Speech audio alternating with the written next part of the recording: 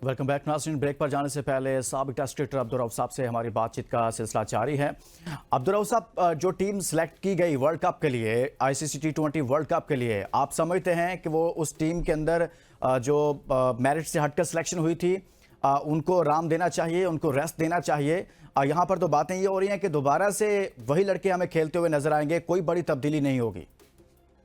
देखिए, वो आपकी कोई चीज नहीं होगी। वो बेनिफिशरीज है ये सब लोग सिस्टम के, और जब आपका सिस्टम ही करप्ट हो, उसका बेड़ा गर्क हो चुका हो, तो फिर आगे वो आप चेंज करने का सोच ही नहीं सकते। पता प्रॉब्लम क्या होता है, क्योंकि मैं तो सिस्टम का बड़ा पुराना, मैं इसको कीन ऑब्जर्वर हूँ, बहुत 30 साल से जी जी। खेलता भी रहा हूँ पाकिस्तान के लिए, तो मैं इसलिए जानता हूँ कि ये क्या करते हैं। ये इनको पता होता है कि ये किसी रिप्लेसमेंट तैयार नहीं करते, और जब आपके पास रिप्लेसमेंट नहीं होगी तो आप चेंज नहीं कर सकेंगे, चाहे जितनी मर्जी बुरी परफॉर्मेंस हो। मैं मिसाल देता हूँ, शादाब खान देख लें, 4 साल हो गए पाकिस्तान के लिए खेला, कोई उसकी रिप्लेसमेंट इन्होंने तैयार नहीं की, और जानबूझ कर तैयार नहीं की क्योंकि किसी प्लेयर का वो रिश्तेदार है। आजम खान, उसको सारा मेरिट बाईपास किया इन्होंने, उसकी फिटनेस काबिल ही नहीं थी। आपने सारा फिटनेस क्राइटेरिया बाईपास किया, उसको पाकिस्तान टीम में सेलेक्ट किया, और उसका रिजल्ट पूरी दुनिया ने देखा। आपका हारिस रऊफ, मैंने जाने से पहले 6 माह पहले, 3 महीने पहले इनको बताया था कि भाई उसका शोल्डर प्रॉब्लम है, तो उसको ना लेकर जाए, उसको रेस्ट स्ट्राइक बॉलर को प्लान का हिस्सा बनाए। तो ये जबरदस्ती उसको लेकर गया, ना वो थ्रो कर सकता था, ना उसको बॉलिंग की जगह का पता था, और वो दोनों मैचेस पाकिस्तान को हराने का मेन मोटिव वो बना। उसके बाद आप देखें कि इन्होंने जो बैटिंग में इनके पास शोएब और रिजवान और बाबर आजम, उसके बाद सारा के सारा देखिए, उस्मान खान को इन्होंने सेलेक्ट किया यूएई से बुला के। भाई आपका काल पड़ गया, 70 साल से आप पाकिस्तान क्रिकेट बोर्ड है, आप सिस्टम डोमेस्टिक स्ट्रिप से चला रहे हैं, अरबों रुपया पाकिस्तान की नेशनल अकेडमी और इधर आगे पीछे इन्वेस्ट कर रहे हैं आप, और एक बंदा यूएई के लिए जाके क्वालिफाई कर रहा है, और आप उसको वापस लेते हैं कि जी हमारा टाइम पास करवा दो, वर्ल्ड कप खेल दो किसी तरीके से, और उसको वर्ल्ड कप का हिस्सा बना दिया। कोई क्राइटेरिया नहीं, 2 ग्रेड 2 के मैचेस खेला हुआ, 9 रन है उसमें, और 3 की एवरेज है उसकी, वो वर्ल्ड कप खेलने के लिए चला गया। उसके बाद जो बाकी आपने 2 जो बॉलर्स तैयार किए थे, ज़मान खान और मोहम्मद वसीम जूनियर, जिन पे आपने पिछले 4 साल इन्वेस्ट किया है, एक 2 वर्ल्ड कप वो खेले हुए हैं, हैवी इन्वेस्टमेंट किया, उन दोनों को आपने ड्रॉप कर दिया। और मोहम्मद आमिर जो पिछला पूरा साल टीवी पर बैठकर पाकिस्तान टीम को क्रिटिसाइज करता रहा, पाकिस्तान के डोमेस्टिक जो स्ट्रक्चर था उसका मजाक उड़ाता रहा, सारा उसे डोमेस्टिक का जो मेरिट था, क्राइटेरिया था, उसको बाईपास किया उसने और अमाद हुसैन ने। उन दोनों को रिटायरमेंट इसी क्रिकेट बोर्ड ने वापस दिलवाई, जिसका वो मजाक उड़ाते थे टीवी पर पूरा साल। उनकी रिटायरमेंट वापस बुला के उनको दोबारा सेलेक्ट किया, और उनको वर्ल्ड कप खेलने के लिए लेकर चले गए। उसका रिजल्ट भी आपने देख लिया, क्या रिजल्ट निकला। तो फिर मुझे बताया ना कि कैसे पाकिस्तान आगे जीत सकता है या पाकिस्तान की टीम बन सकती है। अच्छा अब्दुल रऊफ साहब, जो कप्तान से मुतालिक स्पेशली हम बात करना चाहेंगे।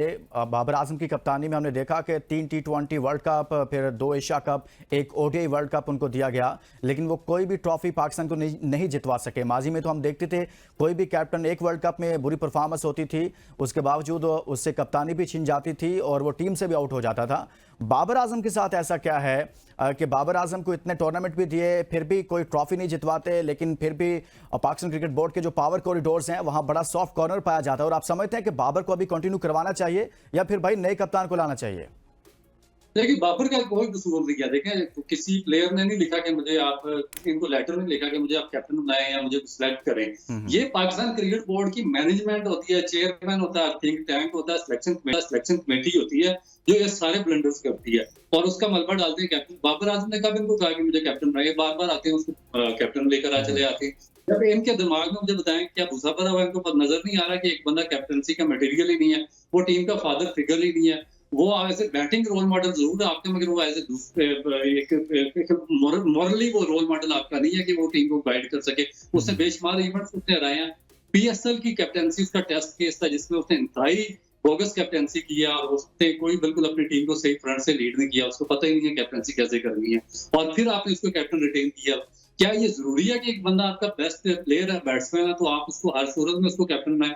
मुझे बताएं, मार्कवा से ज्यादा स्टाइलिश बैट्समैन है क्या बाबर आजम? मार्कवा ऑस्ट्रेलिया से कितना लंबा अर्सा खेला, कितने दफा कैप्टनसी की उसने। क्या उसका नाम है, संगकारा, ऑस्ट्रेलिया श्रीलंका के मोस्ट टॉप क्लास बैट्समैन रहे, मगर वो सक्सेसफुल कैप्टन नहीं रहे। रोहित सेशन को देखे ना, थोड़ा अरसा कप्तानी की और उन्होंने कप्तानी छोड़ दी, और फिर एज ए बैट्समैन कितना लंबा अरसा खेले वो। आपकी धोनी की मिसाल है। आपकी टीम में सचिन तेंदुलकर थे, आपकी टीम में रोहित शर्मा थे, आपकी टीम में विवर्स लक्ष्मण थे, गंगोली थे, बड़े बड़े प्लेयर थे, मगर उन्होंने एक यंग जो एनर्जेटिक लड़का था, जो जिसमें सेंस थी कैप्टनसी की, जिसके अंदर नेचुरल एबिलिटीज थी लीडिंग फ्रॉम द फ्रंट करने की और टीम को लीड करने की, उन्होंने धोनी को कैप्टन बनाया। इंडिया का मोस्ट सक्सेसफुल कैप्टन साबित हुआ। तो जो अक्लमंद विजनरी क्रिकेट बोर्ड होते हैं, जहाँ पर एजुकेशन होती है, तो वो इस तरह के फैसले लेते हैं जो जिन क्रिकेट बोर्ड में हमाकत भरी हो, जिनमें जहालत भरी हो, जिसमें नेपोटिज्म भरी हो और जिसमें इस तरह की सारा सिस्टम बढ़ा हो, वो हमारे जैसे फैसले लेते हैं, बार बार एक नाकाम को दोबारा बार बार बनाते हैं। अच्छा रऊफ, हम कुछ बात करेंगे चैंपियंस ट्रॉफी के हवाले से। अभी खबरें तो ये आ रही हैं कि चैंपियंस ट्रॉफी तो पाकिस्तान में हो रही है, लेकिन वो जो असल मामला है कि भारत पाकिस्तान आएगा या नहीं, वो वहीं का वहीं खड़ा है कि भारत पाकिस्तान अभी तक की इत्तलात के मुताबिक उनकी बाकायदा तौर पर तो स्टेटमेंट सामने नहीं आई, लेकिन जो माहौल नजर आ रहा है उसमें ऐसा ही है कि भारत पाकिस्तान नहीं आ रहा। तो पाकिस्तान क्रिकेट बोर्ड को क्या करना चाहिए इसके लिए?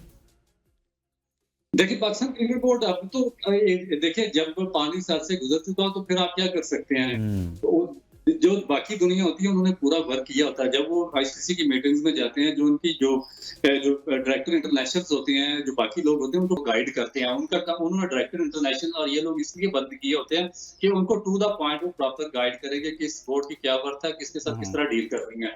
जो इंडिया का डायरेक्टर इंटरनेशनल हो गया, बाकी कंट्रीज का, उन्होंने उनको सही रिपोर्ट दी होगी कि भाई इस क्रिकेट बोर्ड ने पिछले 6 साल में 5 चेयरमैन बदले हैं और एक भी मेरिट पर नहीं है। और फिर आगे बार बार सिलेक्शन कमेटियां बदल रहे हैं, इनकी टीम के ये हालात है और इनका ये सिस्टम है, तो फिर उस हिसाब से वो आपके आगे वो डीलिंग करते हैं।